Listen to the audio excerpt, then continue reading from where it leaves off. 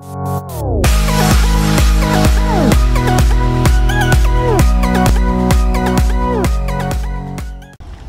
everybody, it's vanburman here and welcome to Shogun 2 Total War. For those of you that haven't played this, I recommend going out and getting it. It's quite an old Total War now, but as far as I'm concerned it nails it on perfectly. So in this particular battle I'm playing as the Takeda clan? Takeda clan! I'll say it again because I sort of skipped over a little bit there. But yes, and in today's battle we're going to be besieging Kyoto to hopefully become the next Shogun. But I'll let my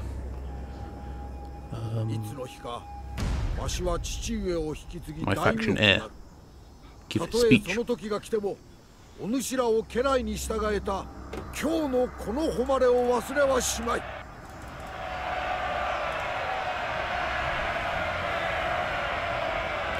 Rousing words. So rousing. 歌人が悲しい歌にして読んでくれることじゃろう。この足利侍ども、戦に出るくらいならば自害すればいいもの。少なくとも名誉はいくらか確保できよう。命令はただ一つ。この城を落とすことじゃ。たやすいとは思わぬが必ずできるはずじゃ。今日の戦。 お主らに不名誉は一切ない。お主らは一門の歴史に名誉ある一環を書き加えるだけじゃ。He is the faction heir of the Takeda clan, and his army, and I believe, if I'm right in saying, his uncle's army as well, are going to be reinforcing him. So, because obviously the reinforcements were coming from the rear of where my army was initially put, I thought that we're better off moving that to a different flank, just so then, you know, I can attack them from two directions rather than one, and obviously split up their forces if need be. This is a bit of a weird one because this is me. The recording is of me live, but then obviously I'm talking over it at a later date. I do have another video that I have taken as well. That one I have saved as a battle replay though, so that one I'll actually be, when I'm talking over it, will be, you know, messing around and doing some close-ups and stuff. This one is more sort of how I would generally play a battle. Obviously I know I was recording it, but I didn't do any more sort of close-ups than I would have otherwise normally, so a lot of it's a bit further out, and I think at the minute I'm just waiting for my reinforcements to come on the field. Oh, there they are. Very nice. The only, like, slight criticism I would have of Shogun 2 though is it's perhaps a little bit more arcadey. I would say that, you know, things like Warhammer are very much on the arcadey style of things. Don't think we've really had a proper sort of, like, I don't know, maybe I'm trying to think of the right word. A bit more sort of gritty and units holding together since Medieval 2.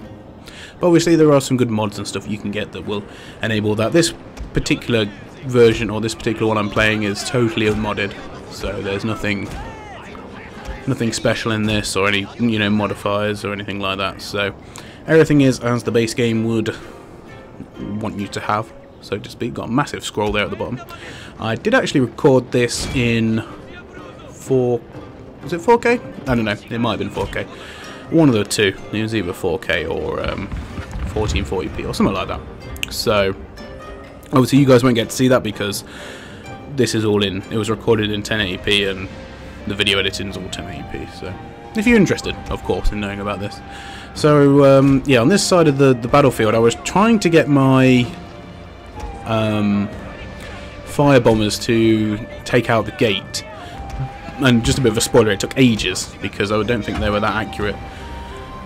So that was a bit of a shame, but I just decided to move up some cavalry up initially because I was thinking if I can get the gate down, I can perhaps get some cavalry in there and, you know, do a bit of damage to their front lines.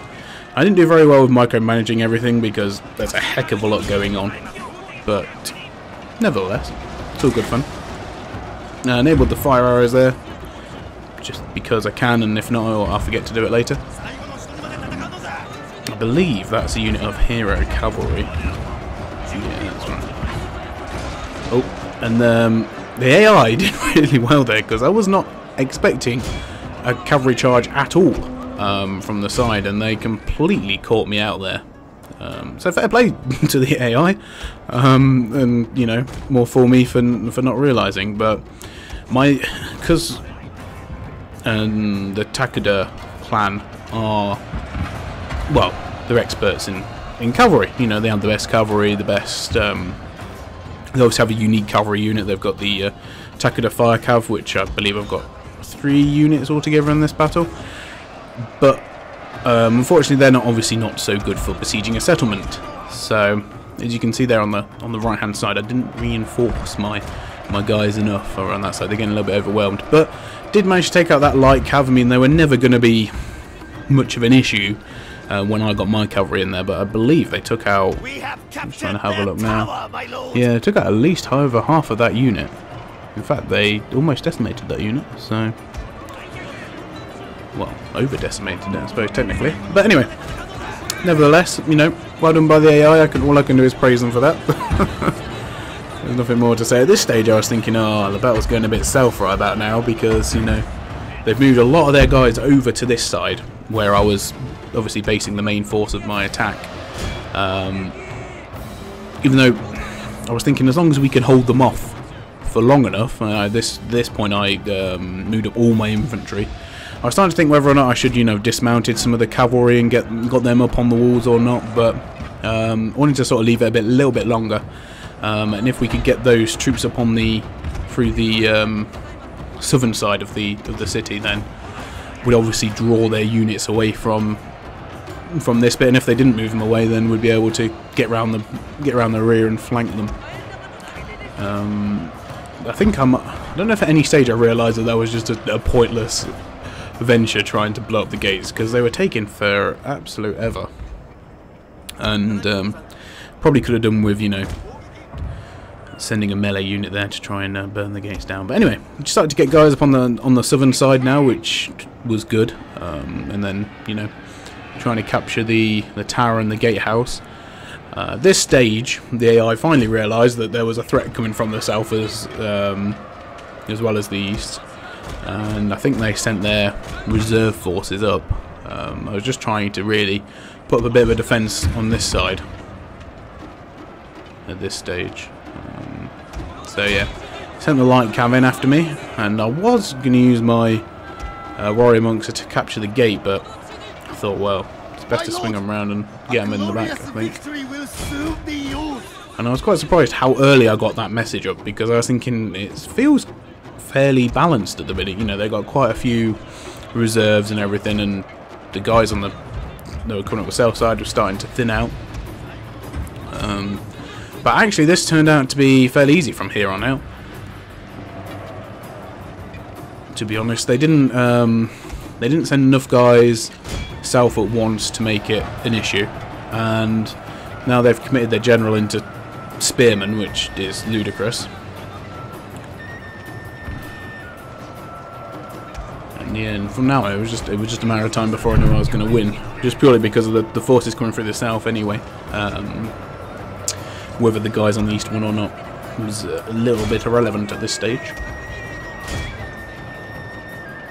So it wasn't quite the sort of epic battle I was hoping for. I mean, I don't think I'm pretty sure that, and this is a bit of a strange one, in my game at the minute, that none of the remaining factions have actually used Matlock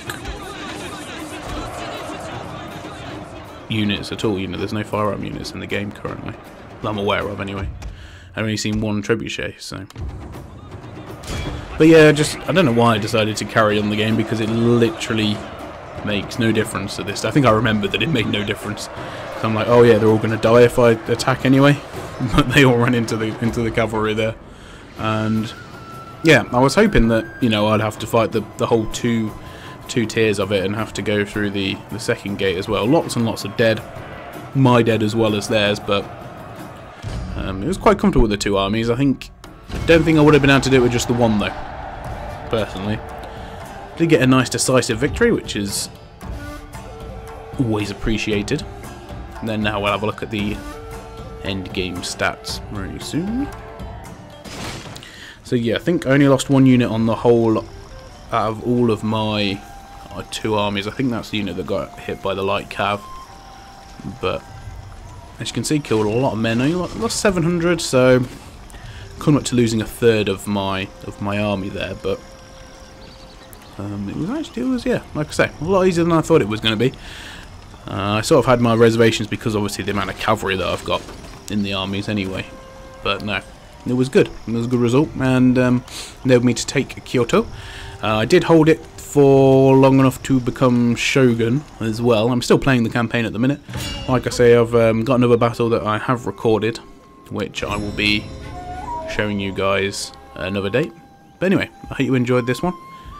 Thanks for watching, everybody, and I'll see you all very soon. Goodbye.